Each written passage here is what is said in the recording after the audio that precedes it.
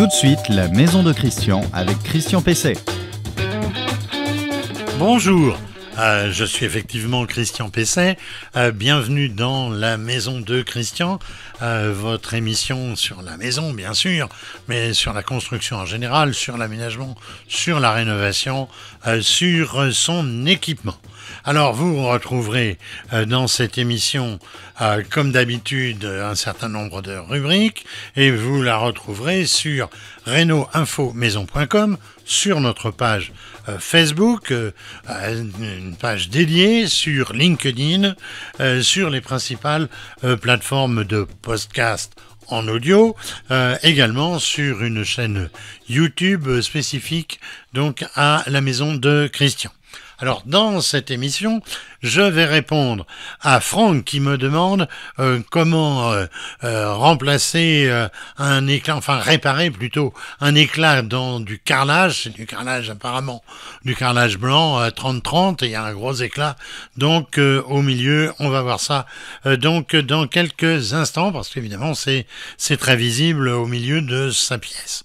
Pas de coup de cœur produit aujourd'hui, mais plutôt on va dire un coup de gueule. Il n'y avait pas beaucoup de nouveautés en plus cette semaine, et un coup de gueule. Le coup de gueule, c'est à propos de la énième version de MaPrimeRénov'. Ça fait des années que ça dure, on ne voit pas pourquoi ça changerait. Je vous en parlerai donc tout à l'heure. Mais tout de suite, on va voir qui sont les commissaires de justice, un terme peu connu encore, et leur intérêt quand on fait des travaux de rénovation. On va voir ça avec maître Régis Granier, qui est vice-président de la Chambre nationale des commissaires de justice. L'invité de Christian Pesset. Bonjour monsieur Granier. Bonjour Christian, merci pour votre invitation. Vous pouvez nous dire qui sont les commissaires de justice, quelle est leur fonction? Je pense que ça n'est pas encore très connu. Alors, commissaire de justice, c'est cette nouvelle profession qui est née le 1er juillet 2022, donc une toute jeune profession, même si elle est issue du rapprochement de deux professions beaucoup plus anciennes et multiséculaires que sont les huissiers de justice et les commissaires-priseurs judiciaires. Pour la définir, je vais aller sur les fonctions, puisque c'est comme ça qu'on peut le mieux la définir. Ce rapprochement, c'est en fait l'addition des fonctions réciproques de chacune des deux professions. C'est un cumul. Il n'y a pas eu de déperdition lors de ce rapprochement. Et donc, si l'on fait le cumul de ces deux professions, nous arrivons en gros à 4 fonctions essentielles, que sont la signification des décisions de justice, l'exécution des décisions de justice, le constat qui nous occupe aujourd'hui, et le 4e pôle qui était plutôt celui de nos amis commissaires-priseurs judiciaires, c'est-à-dire les inventés, prisés et vente aux enchères judiciaires. Mais je préférerais définir ma profession en disant que nous conseillons, nous accompagnons et nous préservons les droits du justiciable. Alors pourquoi vous intéressez-vous aux travaux de rénovation de l'habitat? Alors, ce pourrait être un phénomène, je dirais, d'opportunisme, puisque c'est un sujet d'actualité pour 2 raisons. La crise de l'immobilier dans le neuf, qui peut-être va reporter l'activité immobilière sur la rénovation, et puis toutes ces, je dirais, obligations énergétiques qui petit à petit se mettent en œuvre et donc vont contraindre certainement ou inciter certains propriétaires à faire des travaux. Mais ça n'est pas du tout, je dirais, cette raison-là, c'est tout simplement parce que dans les travaux, et a fortiori de rénovation, ce sont des travaux souvent lourds, longs, qui font intervenir de multiples corps de métier, et donc vous avez là tous les ingrédients pour créer, je dirais, des difficultés. Donc des difficultés de cohabitation entre ces corps de métier, des difficultés dues à des enjeux financiers importants qui font qu'effectivement, nous avons par essence matière à intervenir très régulièrement. Donc, quand je vous disais que ce n'était pas simplement de l'opportunisme, c'est effectivement la réalité parce que c'est un domaine que nous avons investi, je dirais, depuis bien longtemps. La peut-être pas une majorité, j'irai pas jusque-là, mais une grosse partie de nos interventions en matière de constat se font sur le bâtiment. Donc, si vous voulez, c'est assez naturel, c'est pas un phénomène de mode de société. Nous avons voulu effectivement, au travers de ce communiqué de presse, rappeler l'intérêt de notre fonction dans ce domaine. Alors, dans un récent communiqué, la profession, la vôtre, liste l'intérêt de différents constats dans la maison, pas seulement en cas de conflit, on peut les faire avant, pendant et après les travaux. Alors, le premier, c'est vraiment le tout début, c'est-à-dire c'est l'affichage. En l'occurrence, puisqu'on est dans la rénovation, c'est pas le permis de construire, mais ça peut être le permis de démolir ou le permis d'effectuer des travaux. C'est déjà là, effectivement, comme vous dites, il y en a toute une liste, mais celui-ci devrait faire l'objet réellement d'un réflexe systématique. Parce que si vous voulez vous protéger vis-à-vis des voisins pour pouvoir prouver que vous avez bien affiché votre permis pendant les 2 mois réglementaires de façon lisible et visible depuis la voie publique, effectivement, vous n'avez que le constat de commissaire de justice pour pouvoir prouver cet affichage. Donc là, effectivement, c'est quelque chose qui est systématique. Alors, pendant les travaux, c'est aussi important, éventuellement, je crois, de faire appel à vous, c'est cela ? Pendant les travaux, vous avez les difficultés, je vous disais tout à l'heure, effectivement, liées à la succession souvent de corps de métier, qui peuvent engendrer, si l'un prend du retard, peut engendrer des pénalités de retard. Il est évident que le corps de métier qui arrive après aura tout intérêt à faire constater que malheureusement, le retard, en ce qui le concerne, ne lui est pas imputable. Après, vous avez différents cas d'espèces, je dirais, par exemple, lorsque dans la rénovation, il y a souvent ce qu'on appelle entre guillemets, des mauvaises surprises. Mais ces mauvaises surprises, il est parfois intéressant de les faire constater parce qu'elles peuvent être le fait d'autrui, mais c'est vous qui en pâtissez parce que, par exemple, il y a une canalisation qui ne figure nulle part. Elle ne vous impute pas, mais en revanche, elle peut retarder ou augmenter le coût des travaux. Vous avez donc intérêt, effectivement, à le faire constater. Après les travaux, évidemment, on peut, grâce à vous, établir vraiment l'état des biens avec, encore une fois, différents constats. Alors, après les travaux, c'est-à-dire au moment de la restitution justement des clés de ce chantier, où là également peuvent subsister des malfaçons, et c'est là où tout à l'heure je disais, nous conseillons, nous accompagnons. Il est toujours difficile pour le client, vis-à-vis d'un professionnel, de faire valoir le fait qu'il lui semble, entre guillemets, que tel ou tel travail n'a pas été fait dans les règles de l'art. C'est toujours difficile, c'est un rapport qui est inégalitaire, je dirais, entre le professionnel et le client. Là, le commissaire de justice trouve vraiment toute sa place parce que nous sommes officiers publics et ministériels, nous sommes impartiaux, objectifs, et il n'y a pas, je dirais, de difficulté à faire remarquer les faits et uniquement les faits. Il n'y a pas cette connotation que pourrait avoir peut-être un petit peu affective, je dirais, le propriétaire vis-à-vis de son bien, le propriétaire peut-être trop exigeant. Nous sommes neutres et donc nous sommes l'intermédiaire et ensuite nous pouvons même réintervenir lorsque les travaux ont été rectifiés pour être capable de dire, bon, là, d'accord, ça a été fait dans les règles, on en reste là. Ou bien, non, ce n'est pas suffisant. Parce que si vous devez, je dirais, revenir une deuxième fois, au bout d'un moment, qu'est-ce qui se passe? Le client, il est un petit peu démuni, il dit, bon, on va en rester là, et puis terminer. Voilà. Donc, on a ce rôle de protection, d'accompagnement je dirais, on n'est pas avocat, entendons-nous bien, mais justement, ça permet de poser le problème, de je dirais, calmer les esprits, parce que dans ce cas-là, parfois, il peut y avoir une discussion qui peut s'envenimer. Là, elle reste effectivement au fait de façon objective. Alors, s'il faut faire tous les constats qu'on vient de lister, ça doit coûter très cher, cette opération. Alors, est-ce qu'on peut dire le coût d'un constat? Est-ce qu'il y a des forfaits, par exemple? Alors, effectivement, dans notre communiqué de presse, nous avons évoqué tous les cas de figure. Bien évidemment, Dieu merci, tous ne trouvent pas à s'appliquer. Sinon, là, le client, on pourra dire qu'il n'a vraiment pas de chance. je dirais qu'il faut être quand même un petit peu, c'est une question de bon sens. C'est-à-dire que ça dépendra des enjeux en fonction de l'ampleur des travaux, de leur coût, de la complexité de ces travaux et du fait que ça se passe bien ou pas. Et pour revenir à ce que je disais tout à l'heure, le constat d'affichage du permis de travaux, là par contre, ce doit être un réflexe, je dirais, systématique, parce que c'est quelque chose qui est nécessaire. La loi prévoit qu'on doit être en mesure de prouver qu'on a bien affiché pendant les 2 mois. Ensuite, au cours du chantier, bien évidemment, si tout se passe bien, c'est pas la peine de faire intervenir, je dirais, à tout bout de champ, un commissaire de justice. De la même façon, à la fin, si finalement le chantier est terminé dans les délais et que le client est satisfait de la prestation qui lui a été fournie, bien évidemment, il n'a pas besoin d'être accompagné d'un commissaire de justice. Mais pour revenir proprement parler de votre question sur le coût, je ne pourrais pas vous donner un coût pour la raison suivante. D'abord, ce coût varie en fonction de la durée, de la complexité de la prestation qu'on nous demande.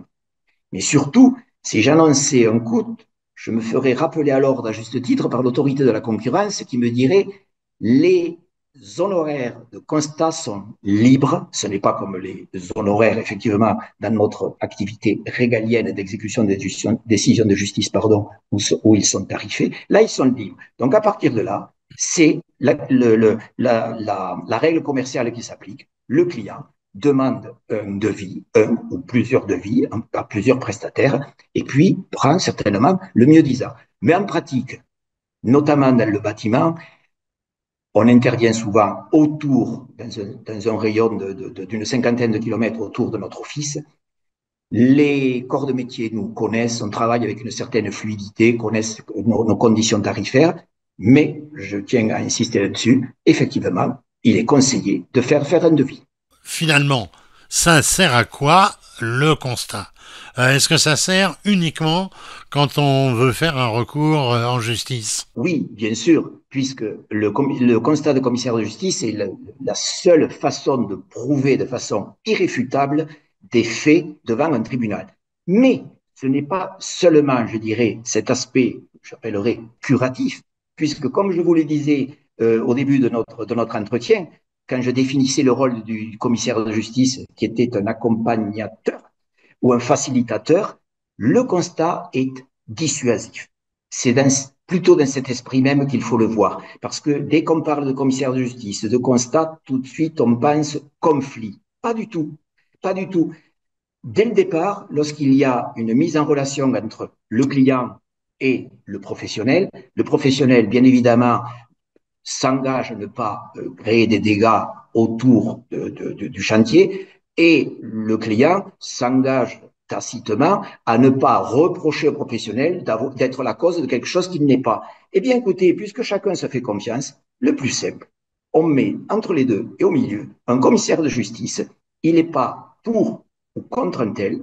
Nous, on n'a pas des clients, on a des requérants, des demandeurs. Et donc, à ce moment-là, les choses sont figées. C'est une question de confiance réciproque, de protection réciproque. Et bien souvent, le fait d'avoir fait un constat dissuade l'une des parties d'avoir des velléités peut-être un petit peu de mauvaise foi. Ça permet effectivement d'éviter justement, et paradoxalement, par rapport à ce que l'on croit trop souvent, d'aller en justice. Les choses se règlent parce que chacun ayant connaissance de ce constat se dit, bon, je ne vais pas essayer de profiter de la situation. Et si il devait quand même y avoir possibilité de litige, on reprend le constat, on regarde les deux parties, et puis peut-être que du coup, une personne qui pensait être victime d'un préjudice peut se rendre compte effectivement qu'elle se trompait et en rester là. Donc voilà, c'est important cette partie, je dirais, dissuasive et finalement amiable, pas du tout de connotation judiciaire. Et alors, pour finir, question basique, mais comment on peut vous saisir? Si vous ne connaissez pas effectivement de commissaire de justice, vous allez sur notre site public, sur le site internet public, commissaire-justice.fr, et là, vous avez tout l'annuaire de la profession. Vous allez sur l'annuaire, vous tapez votre lieu, soit de domicile, soit le lieu où se trouvent les travaux, et vous allez avoir la liste des confrères qui vont sortir de façon tout à fait neutre, c'est-à-dire par ordre alphabétique. à vous de choisir, je dirais, le plus proche, mais ce n'est pas une obligation, c'est un libre choix là aussi, puisque en matière de constat, nous avons une compétence nationale. Eh bien, merci, merci monsieur, ou plutôt maître Granier. Je rappelle, vous êtes commissaire de justice et on a parlé de votre rôle lors des différents travaux de rénovation. Votre question à Christian Pesset.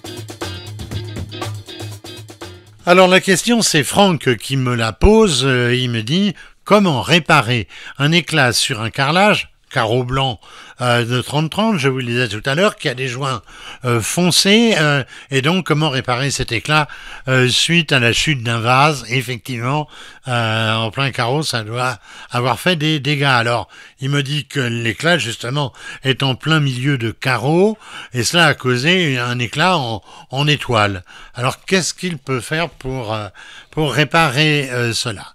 Alors, un éclat de cette importance, alors ça peut pas être pinquillé, il n'y a rien à faire, il n'y a pas d'autre chose à entreprendre que de remplacer le carreau.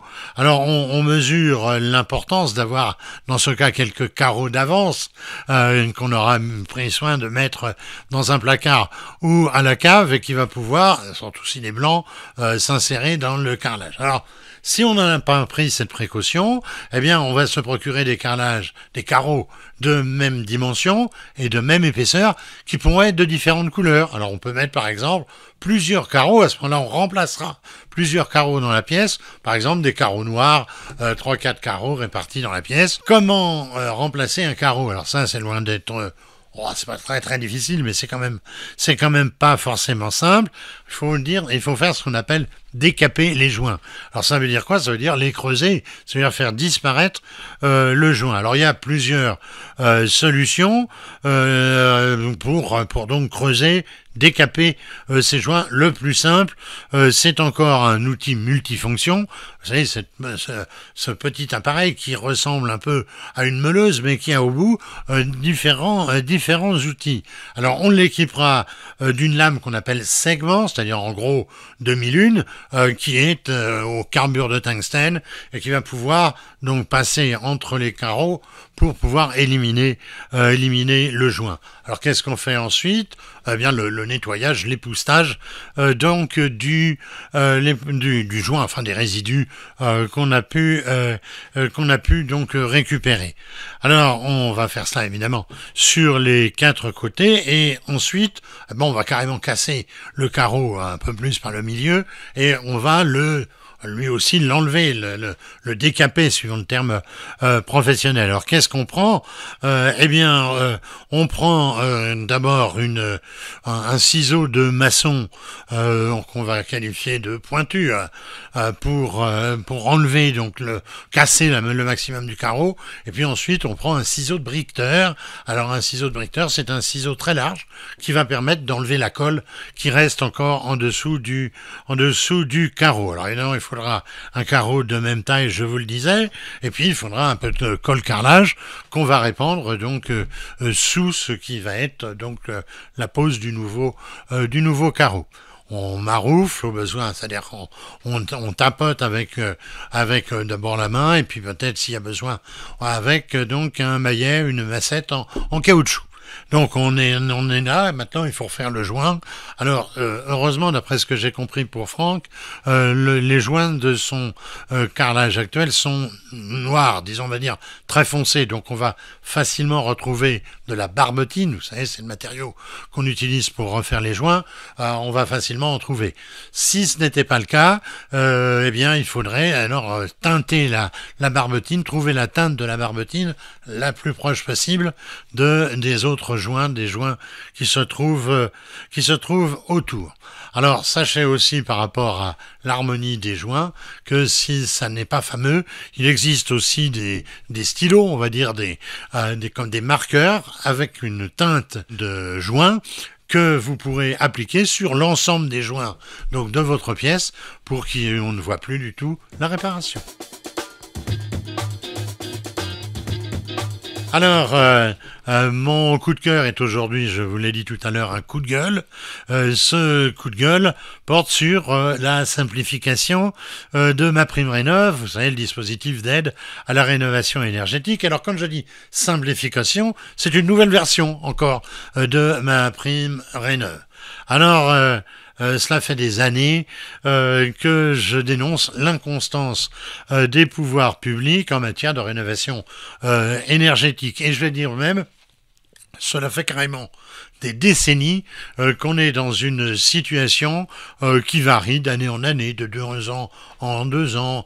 On a vu le crédit d'impôt, maintenant on voit la prime directe. Donc tout ça, évidemment, c'est loin d'être simple. Alors là, on était arrivé dans une période où la mode, ça allait être la rénovation globale. Alors la rénovation globale, c'est faire plein de travaux en même temps.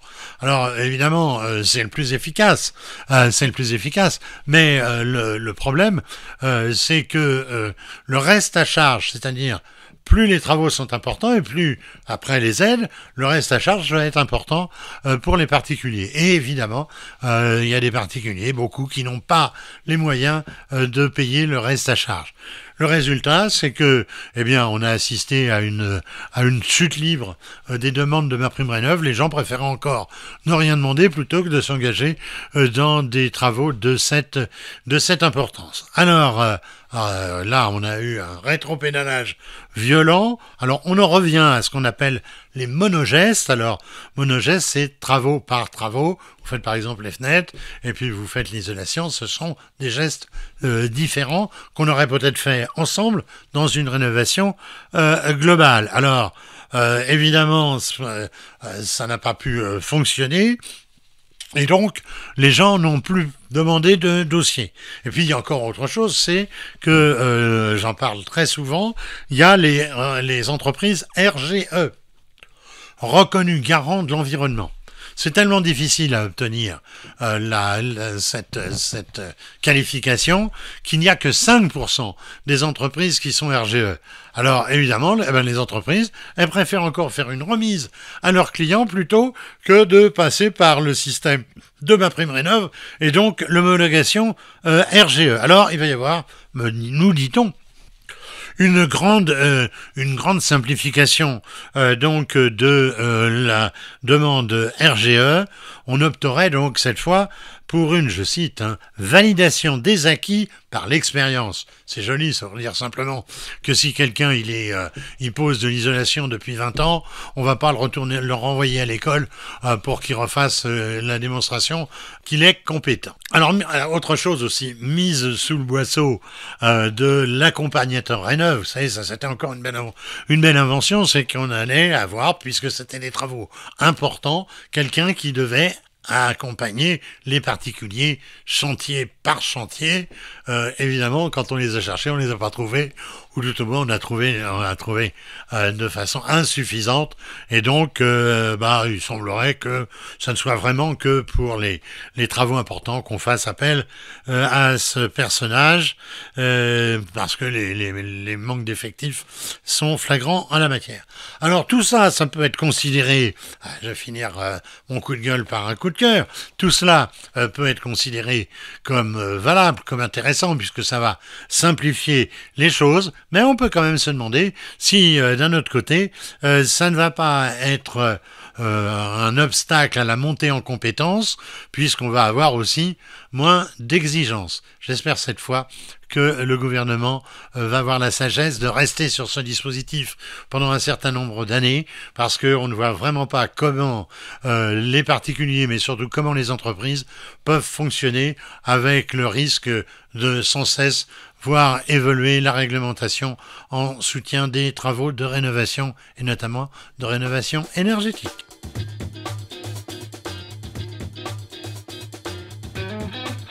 Alors voilà, cet épisode de la maison de Christian touche à sa fin.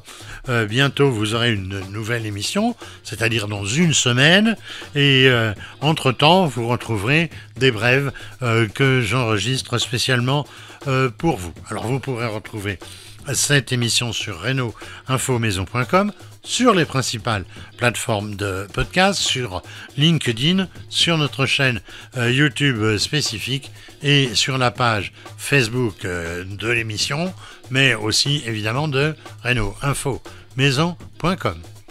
Entretenez bien votre maison, n'engagez jamais des travaux que vous ne pourriez pas conduire. Faites confiance à des professionnels